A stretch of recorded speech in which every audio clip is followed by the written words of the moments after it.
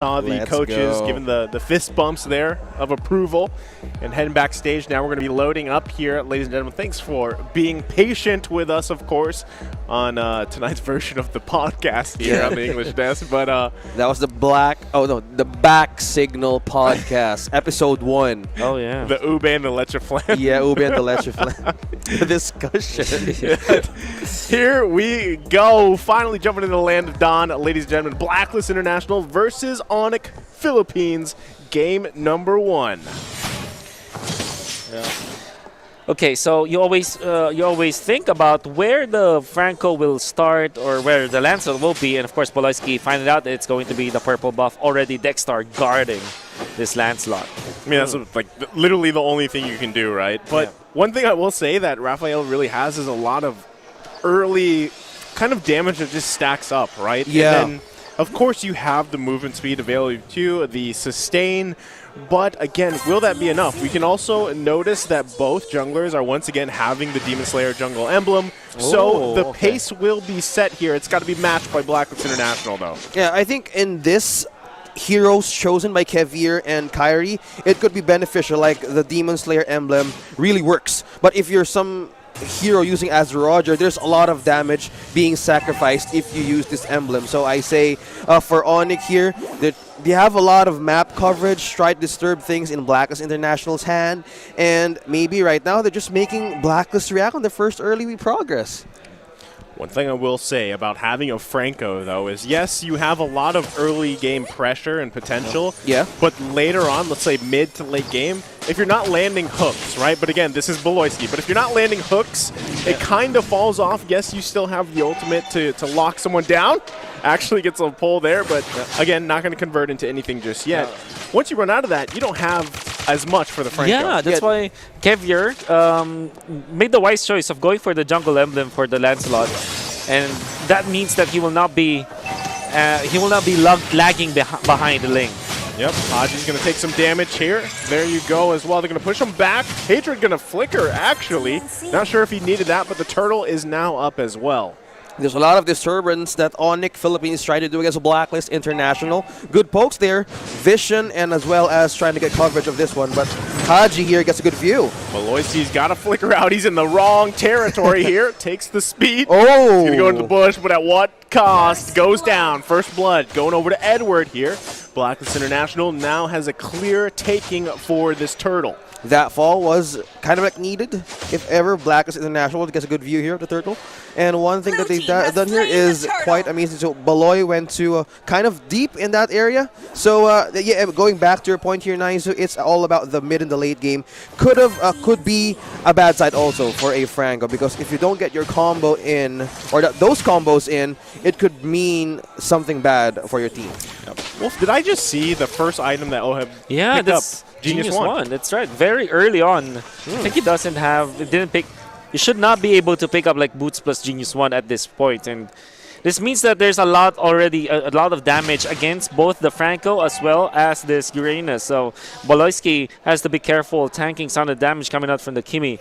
I also want to say Blacklist International already survived the early game storm of this Boloyski Franco. In fact, they are having a better time compared to Onic Philippines. Yeah, Wolf is correct here. You know, they have Onic might be trying to make Blacklist react on those things that they have coverage on the map. At the same time, they're covering their path is actually going correctly in their favor. Oh, Marky has to flicker, but because he take a lot of damage, he goes down here. This time goes over to Oheb.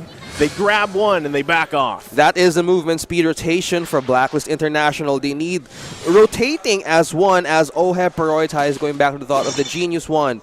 You have reduced magic defense effect in the side of Onic Philippines here early game, and going back to the replay. Yep, the replay. We're going to see Marky trying his best to take that siege minion. Was able to actually do so. That's why he did not flicker to his base. Oh, my goodness. Boloyski coming in with the flicker hook combo here. They finally get on the board. That's the combo. Boloyski is hungry for those hooks. Man, I saw him play this game last time, and man, it went really nice in their favor. Now, it's all about him getting the timings here. But now, just looking at that replay, things are going to get so aggressive for Onic Philippines right here. We'll see if they actually are going to be able to contest this turtle. It's going to be taken quite quickly. Blacklist International, but it's going to be secured by Kevier. Well done. The battle of the junglers there with their retributions. And Blacklist International right now in the lead. Yep. You know, what's interesting is that Kyrie already has level 8 before that happened, and he still lost the retribution battle against Kevier on this Lancelot. So this is what Blacklist International needs. Confidence! Oh, the pull. There's going to be a lockdown, but the rest of Blacklist International is going to be here. They take out Beloy. It was a mistake, sir. Oh, Dexstar with the healing. They knew what could come from that mistake, man. Oh, man. We're seeing Blacklist International in a coordinated manner, but same time, Onic, Dilarski doing Dilarski things in the enemy's base. Just trying to get in. And hey, I'm just here, guys. Don't mind me. The eternal battle. It continues. It continues from game to game here, as we always get to see the Esmeraldas versus Uranus here. And, you know, going back to what you said earlier, they survived the game plan, the early game plan for Onic Philippines. They're doing a great job at it for Blacklist International. They've managed to grab a minor gold lead here. And I feel like at this point, Blacklist International scaling is obviously better, but how long will it continue on? If Onic Philippines is able to build a little bit of magic resistance, maybe they have a better chance here. I agree. And see Baloyski already rotating the bottom lane. This is a very nice move coming out from Onic Philippines, but even better is the answer coming out from Blacklist International. Rafaela and Kimi is a very, I would say, traditional, I would say vintage kind of strategy. But we know can push lanes so goes in with the flicker and the lockdown. Not going to survive that one. Beloyski still alive, taking shots from the turret. Rest of Blacklist International going to come down. Thrown out here from Haji. He finds one. It's now a 1-for-1. Oh, you would look at that. You know, Beloyski says you're just a tower. I'm me here, okay? But that, the response of Blacklist International, they know how to cover the tracks here. They're trying also to check on the missing points that Onic can also find. But that, man, the trades keeps on happening. Wow. Looks like Kyrie just stole that one away from Blacklist International. So they actually grabbed their first turtle here. Going to be a nice pick here from Kyrie. Again, he's not able to move around the map as much as he wants to, because what we're seeing from Blacklist International is a form of that Ube strat that they're used to. They're always together, right? So he has to be very careful not to get picked off here. I like what you said about what Blacklist International is doing, because honestly, when I look at how they move the map, it seems like their understanding of the map is never left the organization. It's just that they're making some of the mistakes. That's why they're losing the games. But if you're looking at particularly this game, they seem like they're in control of the map. It's classic. I mean, you know, looking at the panel matchup earlier on this Rafaela, Dexstar and Beloyski is a native, also a veteran user of this hero, and these also settle things that, hey, I know also to use that, but on Blacklist International, they're not trying to be predictable at times, because it can also be tricky, just like this. Edward once again getting locked down, focused on by Onic Philippines. They find another one, Beloyski with a kill, plus the turret. Rest of the Blacklist International going to go ahead and work here on this mid, but Onic Philippines finding pick after pick to crawl back into the game. They take out the gold lead. They're going to be crashing down here. Are they able to find a connection? Beloyski goes down, has to flicker out. Ohead's still alive. Now they're working on Dilarski. That's going to be the Tempest Blaze being popped. They grab 2 for 1. Oh, that trade on downtown from that tower and a hero, that could mean bad business for Blacklist International.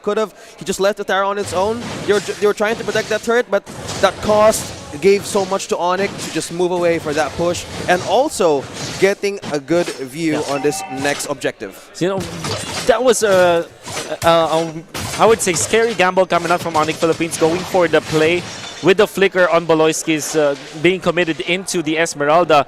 And Blacklist International could have easily pushed Onic in the mid lane. But what really happened is that Onic Philippines was able to dodge some of the spells of Blacklist International because of 2 iframes. Oh, here we go. Dexstar, he's got to flicker out, but he's not going to be able to survive. That's going to be the Tempest Blades as well. Haji goes down. Edward's going to be focused on 2. That goes Beloyski and Hatred. Kevier turning it around here, finds another one, trying to get out. That's going to be a double kill. Dilarski flickering in, gets the kill. Look at this action. going 2 for it. versus Oheb. 1. Oh, and he gets taken out. Double kill for Oheb. Blacklist International now focusing on the Lord. Oh, the play of Baloyski. Blacklist turning on the tables, getting on that good view, and taking this Lord, first Lord of the game. And man, oh man, the sustain, even though Dexstar was the first casualty, you were able to burst that out with Hajin as well as the Edward going in. Wow. Look at Baloyski. Man.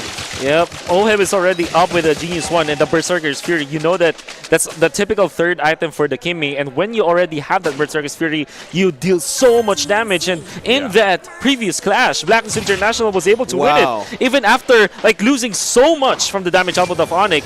Just because of the positioning of Oheb, Blacklist International won that. And you had to think about it, like Oheb was already dying when that happened. But then again, Onic Philippines ran out of steam, and now they have to defend. Blacklist International, they have such a strong sieging composition. Yep. Now they're going to be sieging this tier 2 turret in the top lane, forcing Onic Philippines with their backs against the wall here. They grab that one. Meanwhile, Kevier is going to work at the middle tier 1 turret. He grab that for himself as well. So Blacklist International converting 2 turrets so far. There's going to be the hook coming out from Baloyski to lock down as well. This should be a kill going over here, but he's still alive somehow. Gets out of dodge just in time. Finds one on Baloyski. That's going to be another kill going over here. Haji goes down this time around. They're pushing him back here. Tempest Blade is going to be popped. It has to back off as well. So far, a 1-for-1 trade. But Blacklist International finding the space on the map. Oh, the space. The Kevier makes an avenue to peel off Onic back. I mean, that could be a disaster for Blacklist International to stay in that point. But man, the burst coming in, looking at the replay, Wolf. So, Hatred... so Hatred prioritized using the Lightness ultimate. If he committed for the Darkness ultimate back then, they could have taken down the Lancelot much faster. Going to be a lockdown once again. Baloyski has to flicker out here. Kevier in the back, joining the fight. Random Execution finds one. That's going to be a mega kill for Oheb, though. Delarski's in trouble. Check out Kyrie. He's got to back out as well. Onic Philippines down 1 here. Blacklist International full control. Oh, going back to what Wolf there said, like Onic Philippines, they need to make their choices correctly in getting that correct hook on who to get that subtraction of damage inside of Blacklist. Oh my god, the burst! The burst coming out from Haji, but now, once again, Onic Philippines has to back off here, finding another kill. Kevier here, gonna dash, gonna bob, gonna weave. Kyrie still there as well, but there's 4 members. Blacklist International here now with a comfortable lead as well. Onic Philippines having a very difficult time. The defense from Onic isn't that great without the Lunox. This is going to be a big problem for them unless... Finds another hook, but look at the damage. Edwards still alive here. Now they're going to be working on the turret. That's 4 down for Onic Philippines. Oh my. Might be it. Kyrie trying to do his best to defend the base, but that's just too much. Oh my gosh. The damage. Blacklist International looking to take game number 1 here against Onic Philippines. Marky still defending. Able to just buy a little time here. Onic Philippines still in the game. Blacklist International loses 2. Oh, ladies and gentlemen, I think this is the perfect time to explain things because every time we see something, action just keeps on happening. Oh my gosh. Okay, so Blacklist International really finding the right targets onto Onic Philippines. Aside from that last push, and honestly, I thought that it will be, that it's already over. And Kyrie, although he died in there, I think that was a necessary death on the lane. Yeah. If he didn't sacrifice himself for that kill onto that single minion, as well as Blacklist International that pose him, it would be over. But now without Oheb and Kevier, Onic Philippines wants this Lord. Dexstar. Onic Philippines, Dexstar taking a huge amount of damage, has to back off, they secure the Lord. Onic Philippines turning it around here, now in the driver's seat. Oh, that, I believe Edward was trying to get a good view there, was trying to check in if ever they can pull off another steal, but it was a bit of control trying to build here in the base. But now looking at this, Onic has an advantage with this Luminous Lord, but also I think Blacks International can still sustain and melt this one once they get in. Yeah, Blacklist International has a ton of damage, so they should be able to make quick work of that Lord despite it being luminous. But at the same time, you have to consider the fact that they're going to lose some turrets here. Onic Philippines will be knocking on the base of Blacklist International. Everybody's going to be up. No connection here. just yet. But Blacklist International going to be able to defend so far. You know, there's a lot of defense from Blacklist International. I don't think that will ever be a problem for them. That's why Onic Philippines, they should be careful. And the only reason for them to get a push here against the inhibitors maybe is a pickoff. Yeah, they need the hook. There's going to be a Absolutely. charge coming in from the here we Lord. go. They're going to look to crack open the base here. It's not down just yet. Both turrets, mid and bottom, do go down to Blacklist International. Onic Philippines going to make the smart play here and back off so far. You know, I just caster cursed myself. I told you that they needed a pickoff, but Kyrie, man, he was the reason why they were able to get that victory. He essentially divided the workforce of Blacklist International by applying pressure in the mid lane, outplaying Blacklist International, and getting a push. Oh, here we go. Signal here. Hatred has to pop the Brilliance. Kyrie looking for some damage to output here. Pops the Tempest of Blades, looking to get a kill on Haji. Backs off. Hook not going to connect, though.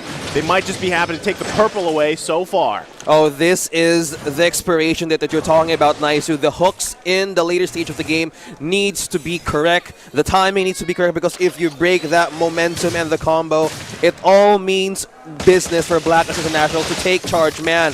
Shield degeneration, also burst coming in. There's a lot of follow-up, so maybe right now they're trying to make that like good entrance once they miss that hook or even setup from Onic Philippines. See, they left the purple buff, the younger purple buff. Oh. And this means that Onic Philippines is more interested into taking away the purple buff from Blacklist International rather than just taking it, because they can't give it to the Kimi. Kimi in the late game with the purple buff is very, very strong. Yeah. We see Kyrie picking up the Athena shield, knows that against the burst of Blacklist International through the Kagura as well as the Esmeralda, he might not be able to survive. That's why he picked it up. And you see Baloyski picking up the Radiant Armor as well. All the magic defense now for Onic Philippines is very, very important. He needs to soak it up. Yeah. Looking at Haji's items right now, Baloyski will be the one, hey, come and get me. I'll be the sponge here for Onic Philippines. But in the wrong positioning, Blacklist can target a different path, and that's where the science cannot be explained if that happens. Yeah, we'll see here. Again, magic resistance is the key. Onic Philippines definitely has it. Going to be working. That's going to be a quick work of this Lord here. They grab another Luminous Lord. It's going to be much tougher to defend against. But Blacklist International still has one turret in their base as well. Yeah, because we haven't been seeing Lunox picked up a lot of times in MPL, we forgot how quick the combination is to take down the big objectives like the Lord most particularly, because that's Lunox and Clint very strong into taking the objectives. Yeah. And the problem with Blacklist International is that we are seeing the straight up advantage of Uranus versus the Esmeralda, because once the laning stage is over, Uranus will have a better time at managing the lanes compared to an Esmeralda. Well, we'll see how Onic Philippines handles this one. Can Blacklist International defend against this Lord and the power-up minions? Delarski in the front here. Beloyski going to be looking for a pick. Lord does go down. So again, Blacklist International so far, a great successful defense. Can they hold on to this top turret? They've got the line of minions marching down. So far, doing a great job here. Onic Philippines just waiting for the moment. They're going to be working on this turret. There's going to be the flicker. That's the hook. Gets the hook off. Killing spree for Marky, but Hatred has to pop the Brilliance. Blacklist International going to be down two. Dexstar in the back, pushing them away. Trying to heal up as best as he can. Trying to give the speed as well. They're defending so far the best they can here. Looking to clean up. Hatred still alive, though. Not going to be enough. Kevin goes down. Onic Philippines now. Edward going to have to flicker out here to survive, and that's going to be it. Onic Philippines turns game one around. Oh, Onic Philippines managing to turn around the tables, man. They had this grip